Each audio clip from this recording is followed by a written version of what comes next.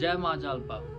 दोस्तों, हमने पिछली वीडियो में पढ़ा था उच्च ग्रह और नीच ग्रह के बारे में। उच्च ग्रह वो होते हैं जो हमेशा बाध्य हो जाए अच्छा फल देने के लिए, और नीच ग्रह वो होते हैं जो बाध्य हो जाए हमें बुरा फल देने के लिए। उम्मीद करता हूँ आपने वो अच्छी तरह से समझा होगा और याद भी कर लिया होगा। उस क्रम को आगे बढ़ाते हुए आज हम एक महत्वपूर्ण टॉपिक के बारे में बात करेंगे। त्रिकोण के बारे में, केंद्र के बारे में, त्रिक स्थान के बारे में। यह एक आम इंसान को समझ नहीं आता है, उसको एक बार बैठाकर समझाने की ज़रूरत है कि त्रिकोण होता क्या है, कैसे काम करता है, क्यों सदैव अच्छा माना जाता है, केंद्र क्यों सदा अच्छा और बुरा हो सकता है। आज इस वीडियो में मैं आपको सारी बातें समझाऊंगा। कुछ ज्योतिषी ऐसे होते हैं जो कहते हैं कि त्रिकोण को अच्छा कर लो, सदैव अच्छा रिजल्ट देगा। इस संसार में ऐसी कोई भी चीज़ नहीं है कि जो सदैव अच्छा रिजल्ट दे। बिना किसी देरी के अब हम इस वीडियो को शुरू करते हैं।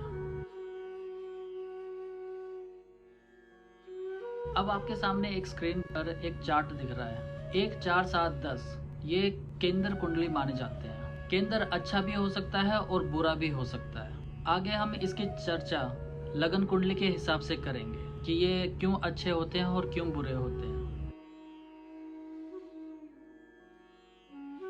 1 5 9 की कुंडली को त्रिकोण कहा जाता है, और कुछ ज्योतिषी कहते हैं कि त्रिकोण को मजबूत कर लो, वो आपको सदैव अच्छा फल देगा। मैं उन सबसे ये कहना चाहता हूँ कि एक बार आप ग्रहों की प्लेसमेंट तो देख लो। मैं आपको एक छोटे से एग्जाम्पल से समझाता हूँ। 5वें घर की राशि का मालिक सूर्य होता है। सूर्य यहाँ आकर बैठ जाए तो वो नीच का हो जाता है। वहाँ किसी शख्स ने रूबी पहना दिया तो उसका बेड़ा गर्क हो जाना है। औलाद से कभी नहीं बनेगी। दाम्पत्य जीवन में कलेश शुरू हो जाएगा क्योंकि वो यहाँ नीच का हो गया है। इसको और डिटेल में समझने के लिए मैं आपको एक एग्जांपल और देता हूँ। मान लीजिए एक साधु है जो सदैव अच्छा है हमारे लिए, हमारे समाज के लिए अच्छा है, हमारे कुल के लिए अच्छा है, बहुत बड़ा साधु है, विद्वान है। लेकिन साधु ठेके पे जाकर बैठ जाए तो क्या आप उसको प्रणाम करोगे? तो क्या आप उसका आशीर्वाद लेना जरूरी समझोगे? नहीं समझोगे। क्यों?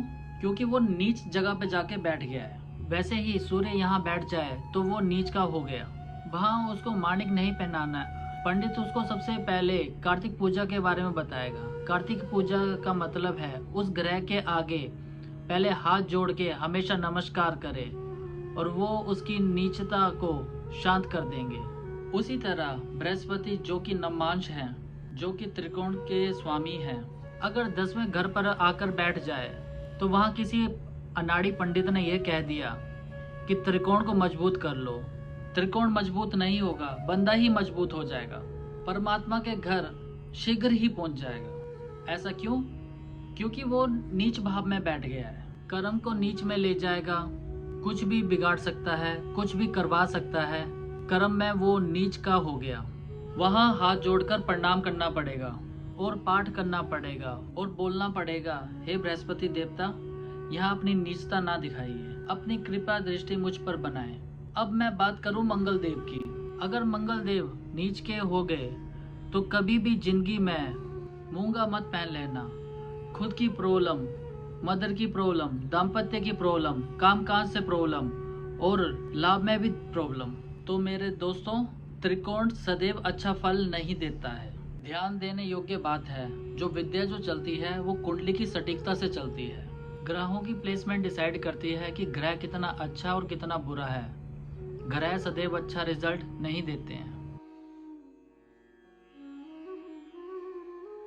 6 8 12 को त्रिक स्थान कहा जाता है। कुंडली में सदैव बुरा माना गया है क्योंकि कोई भी शख्स अपनी कुंडली में बढ़ाना नहीं चाहता। 6 कोई नहीं चाहता कि रोग बढ़े, दुर्घटना, मुकदमा, टेंशन, हाउस ऑफ कंपटीशन बढ़े। 8 कोई नहीं चाहता मेरी ऑब्स्टेकल बढ़े, टेंशन बढ़े और डिप्रेशन बढ़े। 12 कोई नहीं चाहता मेरा खर्च बढ़े, कोई नहीं चाहता कि मैं जेल यात्रा करूं, कोई नहीं चाहता मैं हॉस्पिटल पे खर्चा करूं। तो इनको त्रिक स्थान कहा जाता है, जो बुरे माने जाते हैं। 1 4 7 10 को केंद्र माना जाता है। 1 5 9 को त्रिकोण माना जाता है। ये कुंडली देख के ही डिसाइड होंगे कि वो अच्छे हैं या बुरे हैं। 3 6 11 को उपाच्य स्थान कहा जाता है। तीसरा घर भ्राता का घर माना जाता है। छठा घर, जैसे मैंने अभी बताया, रोग समस्याएं। 11वां घर लाभ को माना जाता है, बड़े भाई बहन का बोलते हैं। ये अच्छा भी हो सकता है और बुरा भी हो सकता है। अतिरिक्त स्थान के बारे में भी कुंडली में देख के ही बता सकते हैं ये कितना अच्छा रिजल्ट देंगे या कितना बुरा रिजल्ट देंगे। ये 3 बातें जिसमें पूरी कुंडली सिमट जाती है, बड़े ध्यान देने वाली बातें हैं। पहली बात, अच्छे ग्रह का मालिक अच्छे घर में होगा तो अच्छा फल देगा। दूसरी बात, अच्छे ग्रह का मालिक अच्छे घर पे नहीं होगा तो नीच होगा, अस्त होगा, वो कभी भी अच्छा फल नहीं देगा। तीसरी बात, बुरे ग्रह का मालिक सदैव बुरा फल देगा जब तक उस पे कोई थ्योरी लागू नहीं होती। इस बात को लिख लीजिए या नोट कर लीजिए या ध्यान पे रखिए। इस विद्या को सभी जगह पे सही ढंग से समझाना है। अच्छे घर का मालिक अच्छे घर पे हो तो सदैव अच्छा फल देता है। अच्छे घर का मालिक बुरे घर पर हो तो वो बुरा फल देता है, और बुरे घर का मालिक बुरे घर पे हो तो सदैव ही बुरा फल देता है। जाने से पहले मैं आपको tip of the day they दूं। हमारे पास कुछ लोग आते हैं, अक्सर वो पूछते हैं बच्चे पढ़ते नहीं हैं, पढ़ते हैं तो इनका ध्यान नहीं लगता, रात को याद करते हैं, सुबह एग्जामिनेशन हॉल पे वो भूल जाते हैं, वो प्रॉपर लिख नहीं पाते हैं। अक्सर ये प्रॉब्लम आपने भी सुनी होगी, पढ़ते तो बहुत हैं बट नंबर अच्छे नहीं आते। जब भी आपका बच्चा पढ़ाई करने बैठे तो सदैव उसका चेहरा ईस्ट साइड होना चाहिए, जहाँ से सूर्य की पहली किरणें निकलती हैं, वो ईस्ट दिशा गिनी जाती है। उस दिशा में चेहरा होना चाहिए, उससे उसके कंसंट्रेशन बढ़ती है।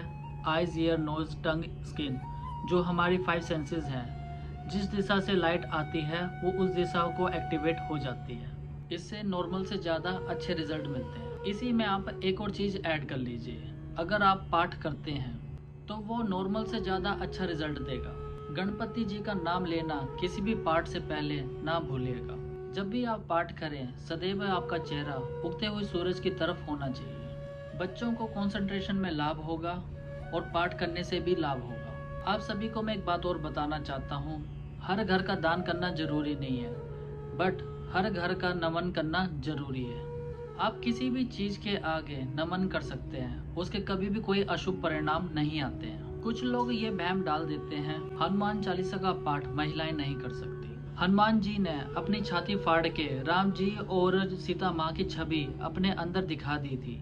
ये गलत फहमी अपने दिमाग से निकाल दें। पाठ कोई भी कहीं भी कर सकता है, उसका कभी भी कोई अशुभ फल नहीं होता है, सदैव वो आपके पिलर की तरह काम करता है। उम्मीद करता हूँ आज की वीडियो आपको पसंद आई होगी। अगर आपको मेरी वीडियो आज की पसंद आई है तो लाइक, शेयर, कमेंट जरूर करें। साथ ही इसे अपने दोस्तों के साथ ज़्यादा से ज़्यादा शेयर करें। अगर आप मेरे चैनल पर नए हैं तो इस चैनल को सब्सक्राइब जरूर करें। जय माँ जालपा।